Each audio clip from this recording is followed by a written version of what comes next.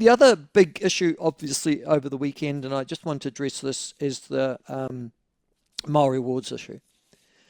As we know, 17 councils decided to vote to retain their Māori wards, and 25 voted against. There was no surprise in that, really.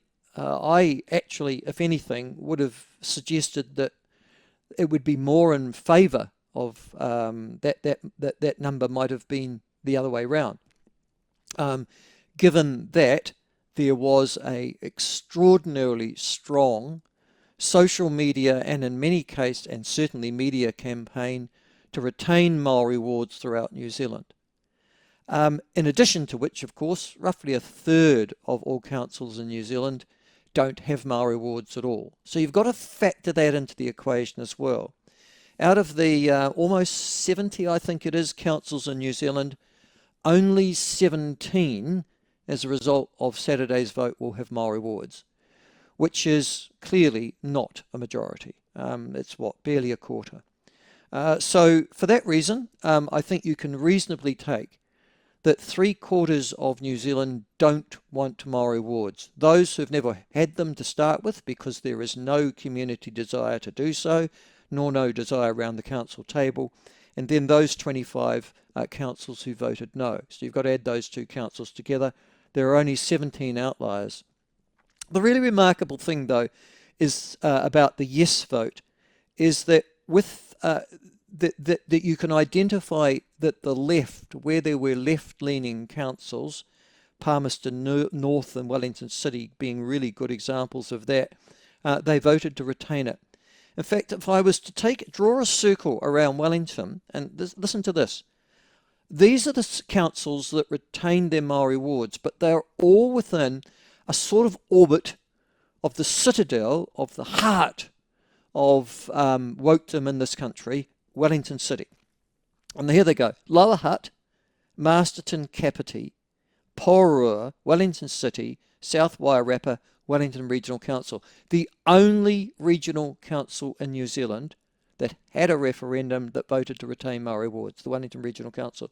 So what I'm just trying to say to you is that in all of those areas that I've just described to you, with the possible exception of all of those areas, Māori would be a very small proportion of the population.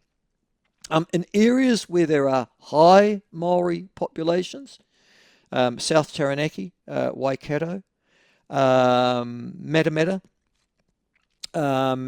Western Bay of Plenty, Whangarei, Otahonga, for example, at the Northland Regional Council, Taranaki Regional Council, they all voted to get rid of their Māori wards. So it obviously had nothing to do ultimately with the number of Māori living in an area. I would suggest you it had an awful lot to do with national politics, with the way in which you view the world politically. So Wellington, I think, and the Wellington Regional Council voted to retain their wards. I think Wellington City was the highest proportion to do so in New Zealand. And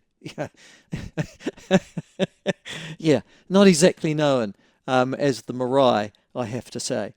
The other issue, so on the issue of Māori wards, that 3/4 of New Zealand won't have them after the next election suggests that they were never a goer.